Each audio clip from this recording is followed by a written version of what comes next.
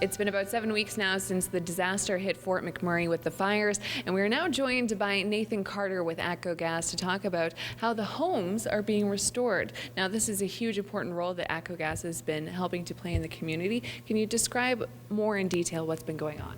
Well, we've had crews in Fort McMurray over the whole time, and really they've been working hard to respond, then assess, and then recover our system after the wildfires.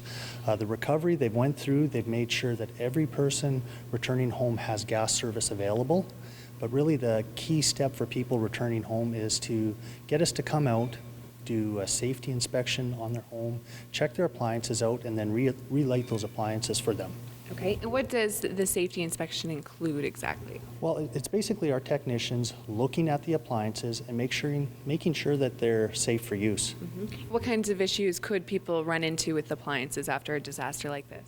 Well, generally there's not a lot of issues that they could run into, but I would say that really it's just making sure the valves, that they're clean, that basically they're safe to operate, and we don't run into a lot of issues, but it's just making sure that it's safe and it's a coordinated re-entry for people back into their homes. As people do re-enter into the community and back into their homes, I'm sure you're getting a lot of phone calls with a lot of questions. What are some of the more common ones you're dealing with right now?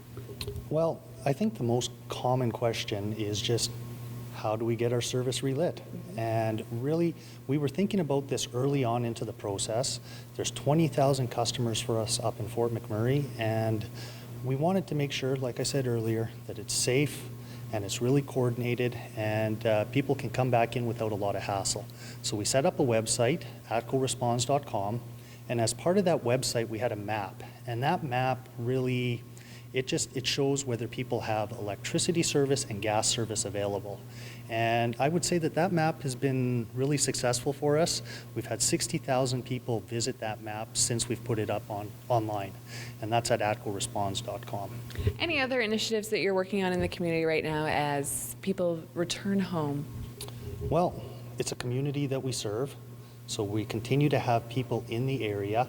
To date, of the 20,000 people that are customers of ours, we have returned service to just under 18,000 of them. So closing in on 90%, which is a really good thing. And for the remaining 10%, we're going to be there when they need us, and we'll restore service for them. Okay, Nathan, thanks so much for your time. Nathan Carter with ATCO Gas.